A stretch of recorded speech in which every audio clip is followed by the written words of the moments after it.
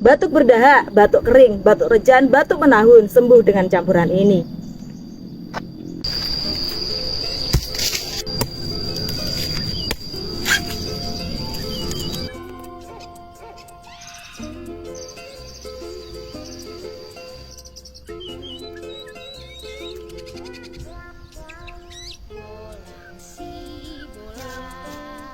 Yuk lanjut ngebolang cari kelapa gading. Pagi ini aku sudah berada di kebun kelapa milik kakekku. Kakek yang tanam, aku yang nikmatin. Jadi aku ambil sebanyak-banyaknya pun gak ada yang marah. Kayak gini nih guys, penampakan buah kelapa yang ditanam kakekku beberapa tahun yang lalu. Nah, misi kali ini cari buah kelapa gading guys. Begini pemandangan kebun kakekku jika dilihat dari atas. Rumput dan tanamannya pun sudah mulai menghijau setelah hujan beberapa hari yang lalu.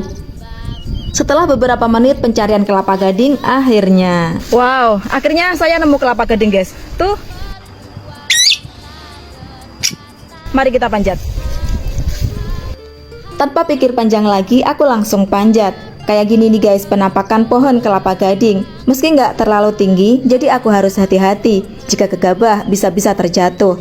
Rencananya buah kelapa gading ini mau aku rebus dicampur dengan buah belimbing wuluh. Aku petiknya nggak banyak kok, cukup 2 aja.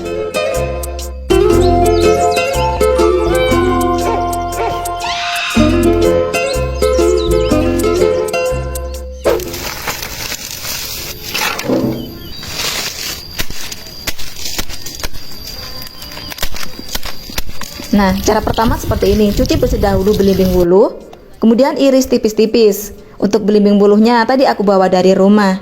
Yang kedua, ambil air kelapa gadingnya, campur dengan belimbing wuluh. Kemudian rebus guys.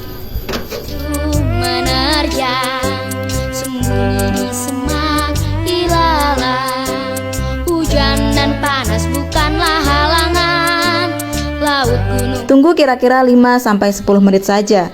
Jadi campuran kedua bahan herbal ini sangat ampuh untuk mengobati penyakit batuk seperti batuk rejan, batuk berdahak, batuk kering, dan batuk menahun. Berpetualang tak terbatas. Hap, hap. Setelah menjadi seperti ini, itu pertanda air rebusan kelapa gading yang dicampur dengan belimbing wuluh sudah siap dikonsumsi 2 kali sehari.